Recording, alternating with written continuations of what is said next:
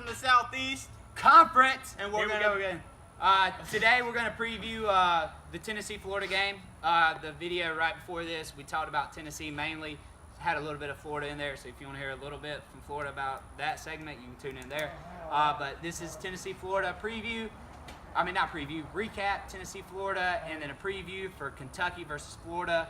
The game will be played in the Swamp, I think. No, Kentucky. It is at Kentucky at Commonwealth.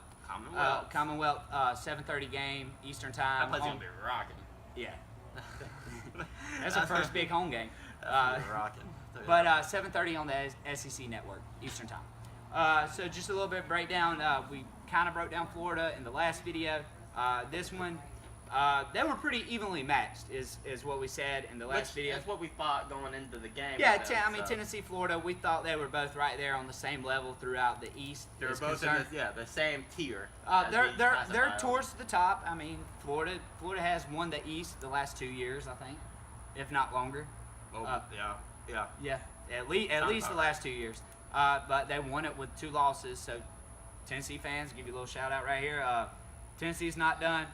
Florida did look good. They're 1-1 on the season, 1-0 in conference play, tied with first with Kentucky, and that's in the East. Just throughout the game, Florida 14 first downs. They can improve on that throughout the game. Possessed the ball 27 minutes. It was pretty even time of possession. Total yards 380 against Tennessee is what Florida had. And then the big play, big Hail Mary at the end of the game. I know Florida fans was giving a little Gator chomp because that was a big play. That was a big play. It won them the game. Franks. What do you think about Franks? Think he's the guy? Well, that guy. I mean, it's hard to go against him right now. Yeah, I mean, you can't take. That was a big conference win. I mean, for Florida. I mean, now if you think about it, as a kid, just imagine you being in that situation. You had nothing to lose. You heave it up. If they intercept it, I mean, the worst thing they do is run it back for a touchdown. Then you lose. But I mean, if they intercept it, as not, you go to overtime. So you really had nothing to lose throwing the ball deep. And man, he threw it perfect. He threw it back. He threw it that Paul. You can bust it down, but things happened how they happened. I mean, like they knew he was throwing a Hail Mary. Why didn't they have defenders back in the end zone? But the Tennessee defender did miss his assignment. assignment. He missed his assignment. I mean, I think it was the receiver had him beat. But you take it, though. You take it. I mean, you take that. It's a big win. It was a punch in the mouth because I mean, Tennessee did it at least 3 times last year. One on a miracle play. So now I know they're not SEC, but how good is Michigan? How good is Michigan? I mean, we don't know because they've had a couple flat games. I know, but they took care of Florida, and we thought Tennessee was one of the top teams in the SEC. And I did. I picked Florida last week. There you go. Shout out Gator fans. He went Tennessee. But I mean, it was a good game. So I mean, they played pretty evenly. I don't know if the SEC is that I don't know if the SEC is not that low. So I mean, there's a lot of parity in the SEC. Yeah, I mean, SEC is strong this year. I think it's stronger than years past. Not just from quarterbacks. Yeah, quarterbacks. A lot of young quarterbacks and running backs. Running back league this year. Yeah. SEC is not weak. I think it's up from last year. Defenses are much improved. Across the SEC, everything's up. Florida. I like Perine. I think he runs the ball solid. They had their backup running back. He ran really hard. I mean, he was breaking tackles left and right. And they got the suspended players back this game too. For the Kentucky game, or they got them for the Tennessee game? They got it from the Tennessee game. Okay. Yeah, so because Florida Unions. They were just suspended for that Michigan game. Maybe that was the issue against Michigan. Yeah, because they did that. I think they had like 10 out against Michigan. And they sort of stuck with the quarterback with Felipe Franks, which I think that's a good decision. He looked good. He looked good. Let's break down Kentucky. Kentucky played South Carolina last week in week 3. They won the game 23-10. They're tied with Florida in the East, 1-0 in conference play. 3-0. That's only granted they did play they played Southern Miss. And then they played Eastern Kentucky. Western or Eastern Kentucky. Eastern Kentucky. And then it's not the SEC. We don't really pay that much, but we do know they're 3-0, 1-0 in conference play.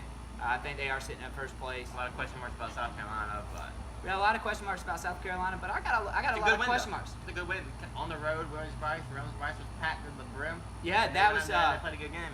How Kentucky showed up to Williams-Brice. It was an away game for Blue Nation. They went into a sold-out Williams-Brice blackout game. The That's hype pretty was epic. I there. like it. The hype was against them, and they showed up and you know they took care of business. A pretty dominating performance for them because the game wasn't really that close because South Carolina did open the game up real hot, but The Kentucky. 76-yard Debo. Yeah, and then Kentucky's first play was an interception, but the coach got them settled down. Stoops got them settled down after that.